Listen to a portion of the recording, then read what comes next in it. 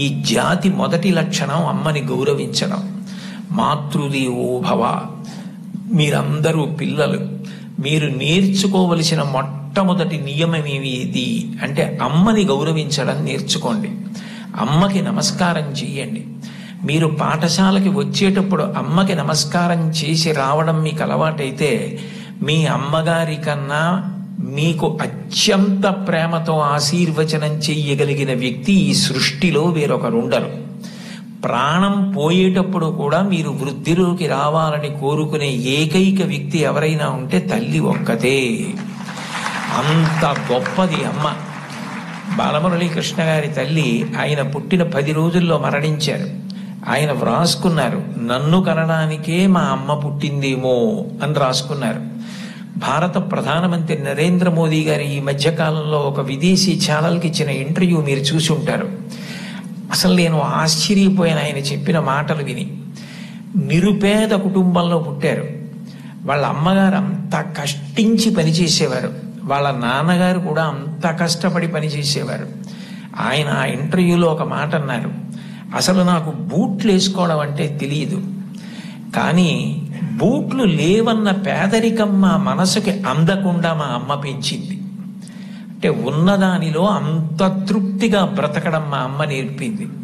మాకిది లేదు, మేము చేతకాని వాళ్ళం, మేము వెనకపడిపోయాం అన్న భావన కలిగితే ఉత్సాహం రాదు.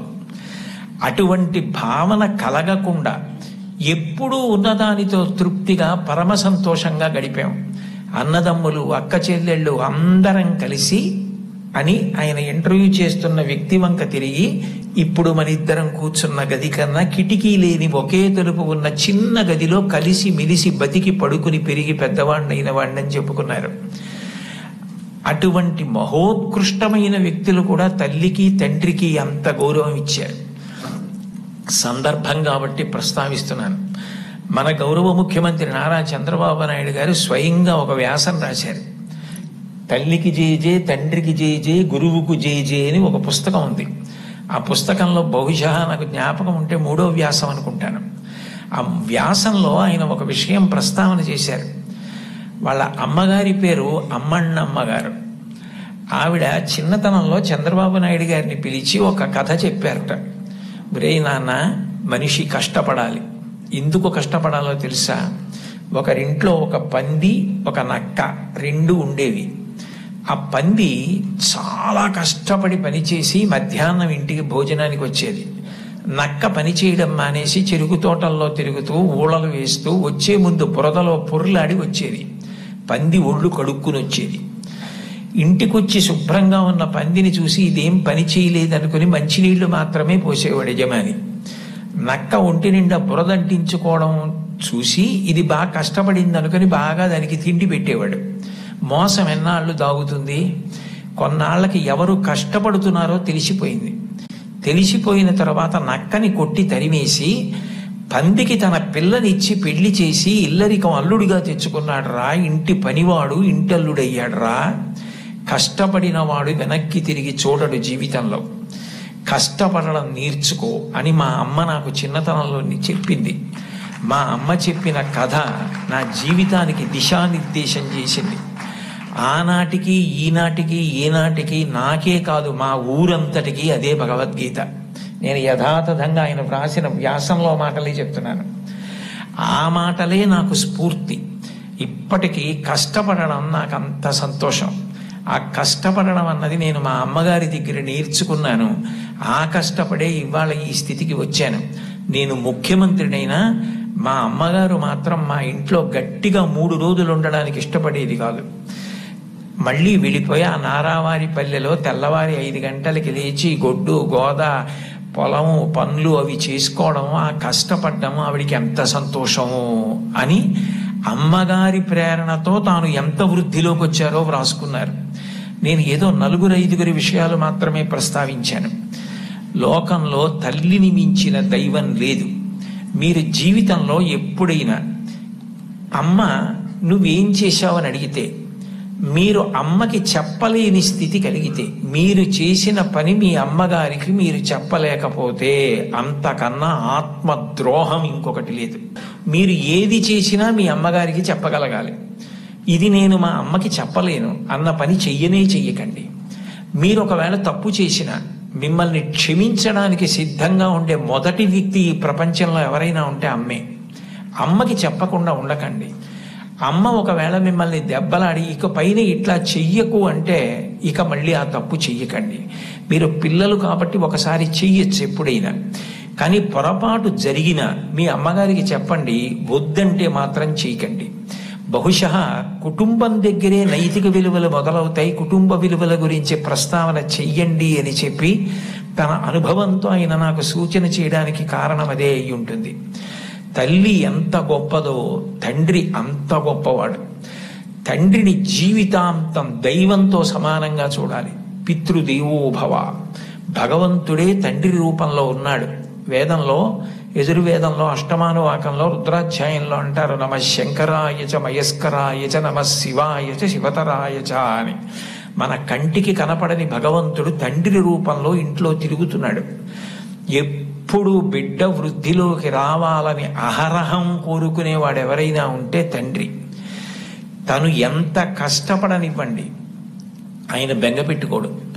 కానీ ఆయన కోరుకునేది ఒకటే, పుత్రాది చేత్పరాజయం. తను ఎంత కీర్తి సంపాదించినా తనకన్నా కూడా కీర్తివంతుడు కొడుకై, ఈయనకన్నా ఈయన కొడుకు గొప్పవాడండి అనిపించుకుని కొడుకు చేతిలో ఓడిపోతాట తండ్రి ఆనందపడిపోతాట. అంటే తండ్రికి ఈ కొడుకు పట్ల ఎంత ప్రేమ ఉంటుందో చూడండి. ఈ సందర్భం వచ్చింది కాబట్టి మీకు ఒక విషయం మనవి చేస్తాను. నేను ఒకప్పుడు విశాఖపట్నంలో ధర్మసోపానాల మీద ప్రసంగాలు చేస్తున్నాను.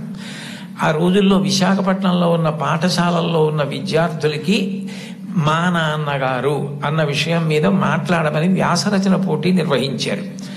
వ్యాసరచన పోటీ నిర్వహిస్తే కొన్ని 100 మంది పిల్లలు పాల్గొన్నారు. అందులో 10 పేపర్లు చిట్ట చివర సెలెక్ట్ చేసి నాకు పంపించారు. ఇందులో ఫస్ట్, సెకండ్, థర్డ్ ప్రైజులు నిర్ణయించమని. నేను పేర్లు చూస్తే ఒకవేళ నాకు ఏదైనా పక్షపాతం కలుగుతుందేమో, సుశీల అని కనపడింది అనుకోండి, తెల్లవారుజామునే మా అమ్మ గుర్తొచ్చి ఒక మార్క్ ఎక్కువ వేస్తానేమో అని నేను పేర్లు చూడకుండా పేపర్లు దిద్ది మార్కులు వేసేసి తర్వాత పేర్లు చూశాను. చూస్తే నేను ఫస్ట్ ప్రైజ్ ఇచ్చినటువంటి వ్యక్తి ఒక మహమ్మదీయ బాలిక. నేనేం మార్చలేదు సుమండి, అట్లాగే ఇచ్చేసాం. అప్పుడు ఆ బహుమతులు ఇస్తున్న సభకి అప్పుడు తిరుమల తిరుపతి దేవస్థానాలకి కార్యనిర్వహణాధికారి మాన్యులు శ్రీ ఎల్వి సుబ్రహ్మణ్యం గారు, ఆయన ముఖ్య అతిథిగా వచ్చారు. ఆయన ప్రైజ్ ఇస్తూ ఈ పిల్ల ఏం రాసింది మైక్లో చదివి వినిపించమనండి అన్నారు. అంటే ఆ పాప పేపర్ చదివింది. అందులో ఆమె ఏం రాసిందంటే, వాళ్ళ అమ్మగారు టీచరు, వాళ్ళ నాన్నగారు కూడా ఏదో ఉద్యోగం, ఆయనకి బ్లడ్ క్యాన్సర్ వచ్చింది, చూసుకోలేదు, ముదిరిపోయింది, 3 నెలల్లో చనిపోతారని చెప్పారు. ఆయన తన భార్య దగ్గరికి వెళ్ళి అడిగింది ఏంటంటే, ఈ 3 నెలలు నేను చనిపోతానన్న విషయం పిల్లలకి చెప్పద్దు, వాళ్ళు ఏడిస్తే నేను చూడలేను, నేను చనిపోయాక వాళ్ళు ఎటు ఏడుస్తారు, అప్పుడు నేను ఆపలేను, నేను బ్రతికుండగా వాళ్ళు ఏడవడం నేను చూడలేను, కాబట్టి నేను చనిపోతాను 3 నెలల్లో అన్న విషయాన్ని మాత్రం నా పిల్లలకి చెప్పద్దని రాత్రింబవళ్ళు హక్కున చేర్చుకొని మా భవిష్యత్తు కోసం ఇంకా కష్టపడి అంత జాగ్రత్తగా వ్యవస్థ చేసి 3 నెలల తర్వాత ఆయన మరణిస్తారని తెలిసి చిట్ట చివరి కాలంలో 3 దగ్గర పెట్టుకుని చెప్పకుండా అంత ప్రేమ చూపించి కన్నుల నీరు కారుస్తూ 3 వంక గుడ్లు తిప్పుతూ ప్రాణం వదిలేశారు ఆయన. తండ్రి అంటే అది. అంతటి త్యాగశీలి మా నాన్న. ఇది నాకు తెలిసున్న తండ్రి. ఇంతకన్నా తండ్రి గురించి చెప్పడం నాకు రాదని రాసింది ఆ అమ్మాయి. ఆ అమ్మాయికి ఫస్ట్ ప్రైజ్ ఇచ్చాం. తండ్రి అంటే అంత గొప్పవాడు. మీకోసం ఏ త్యాగం చేయడానికైనా సిద్ధంగా ఉంటాడు. అబ్రహాం లింకన్ గారు అమెరికాకి అధ్యక్షుడైన తర్వాత మొట్టమొదటిసారి సినేట్లో సభ ఏర్పాటు చేసి పారిశ్రామికవేత్తల్ని, ధనవంతుల్ని అందరినీ పిలిచి దేశాభివృద్ధి కొరకు వారు విరివిగా పెట్టుబడులు పెట్టవలసిన అవసరం గురించి ప్రసంగం చేస్తున్నారు. లోకంలో ఎప్పుడు అసూయ, పక్షపాతం, సంకుచితత్వం ఇవి కూడా ఉంటాయి. వెలుగుతో పాటే చీకటి. అందులో ఒక ధనవంతుడికి అసూయ కలిగింది. ఇంత పేదవాడు ఈయన అమెరికా అధ్యక్షుడు అవడం ఏమిటని అకస్మాత్తుగా సభలో లేచి నిలబడి లింకన్